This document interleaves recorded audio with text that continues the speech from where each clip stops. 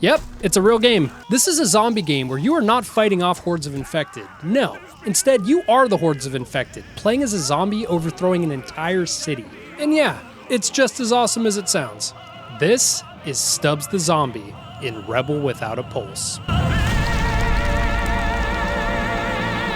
Stubbs was originally released for the Xbox in 2005 and later on PC and Mac that same year.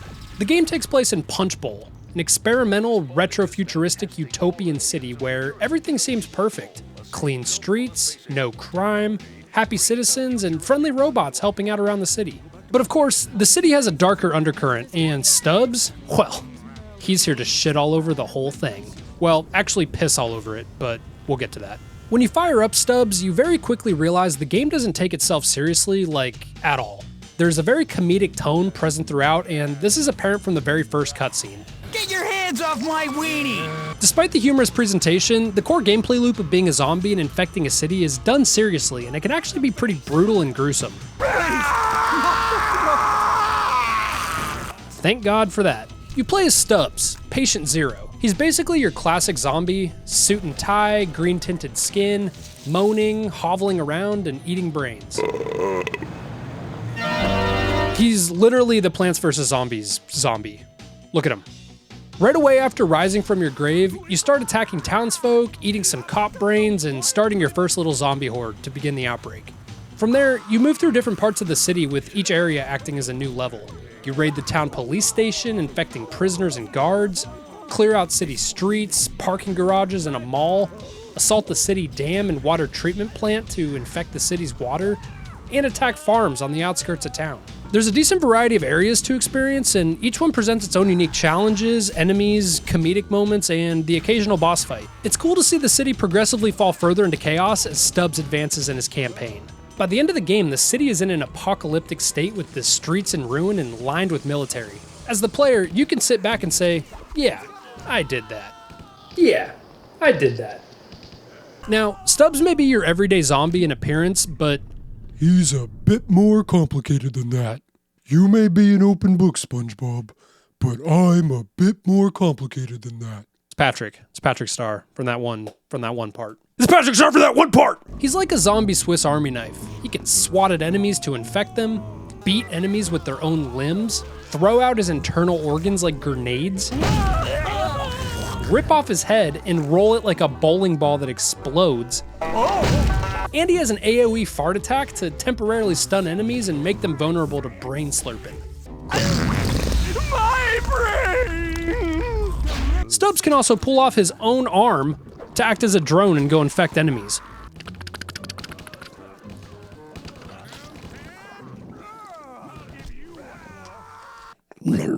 Brains. Once possessed, you can use the weapon that character is holding against the other enemies. The downside of possession is if you kill other enemies with human weapons, they don't get zombified, therefore not increasing the horde, so you need to be strategic. Having a healthy zombie horde at your side is crucial in some sections, especially in later levels. You're given the freedom to tackle each encounter as you wish, and you need to continue to eat brains to keep your abilities charged up and available. It's a fun balance of using your abilities to take out the tougher enemies while ensuring the weaker enemies are farmed for their brains and added to the horde. Cool little zombie sandbox. What do you think of that, Butters? Neato. At the start of your zombie rampage, enemies are just panicked civilians or simple cops with pistols. But as you progress, the resistance ramps up. Scientists with laser guns, rednecks with shotguns and rifles, and eventually the military shows up with assault rifles, snipers, bazookas, jeeps, and tanks. It's dead! I saved the city! The final few levels facing off against the military were a genuine challenge. I played on normal difficulty, which is 2 steps below the hardest difficulty, and I still got my ass handed to me multiple times. These fucking barbershop quartet dudes are super soldiers. We did it! We did it! After finishing the game, I tried the insane difficulty, which is the hardest, just to see. And yeah, insane can fuck all the way off. Something I wasn't expecting was the amount of vehicle sections in Stubbs. You get to drive multiple kinds of rides, including a hovering explosive soda launching thing, this anti-zombie tractor, and eventually a fucking tank. The game was made using a modified version of the Halo engine, so when you jump into a vehicle, it kind of feels like you're Master Chief jumping into a Warthog with the other zombies hopping in the passenger seats like the Marines. Pretty cool. Now let's talk jokes. There were so many comedic moments, I felt it was fitting to give them their own segment, so here we go. There's a former Nazi scientist behind the founding of Punchbowl, and he's literally hitting the gamer salute in this cutscene. Stubbs claps back at him with one of these later in the game. There's a horny gas station robot that fucks one of the cop cars to fill it with gas. My pleasure. One of the boss fights is a literal dance battle with the police chief, who is way too into the whole thing. You can catch idle zombies in your horde breaking into the Thriller dance. The farm is called Knob Cheese Farm. Stubbs gives a motivational grunting zombie speech in front of the American flag before leading a raid on the farmhouse.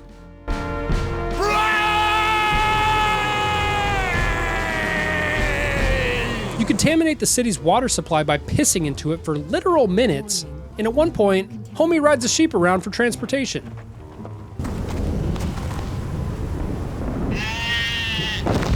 It's all over the top, stupid, and immature. Just the way I like it. Penis, jizz, poopy balls. So yeah, a lot to like here, but the game isn't perfect. I'm trying to keep my big important game reviewer pants off for this one, so I'm gonna speed through these. Level and environment design is pretty rough and visually bland. The horde mechanics get janky and sometimes just don't work. And cutscenes skip around and have Stubbs teleporting from place to place in some instances. This is a 20-year-old game after all, so my issues with the design, mechanics, and looks are par for the course for stuff this old. Adds to the charm.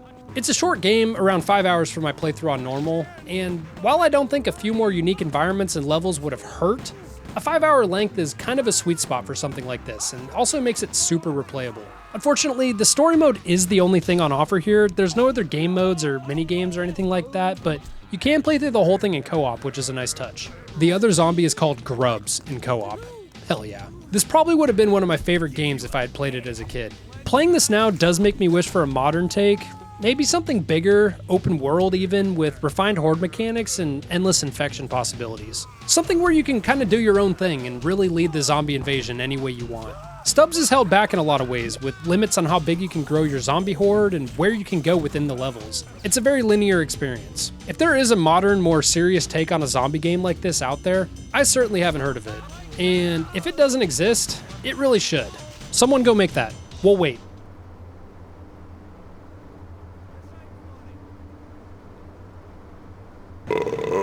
Stubbs is a good time. If you have any interest in zombie games, this one is a no-brainer. Dude, I'm gonna fucking die in this closet. And with that, thank you for watching, and I'll see y'all next week where I play Battlefield 6, but I attempt to rewrite all 7 Harry Potter books with the blowtorch. Later, nerds.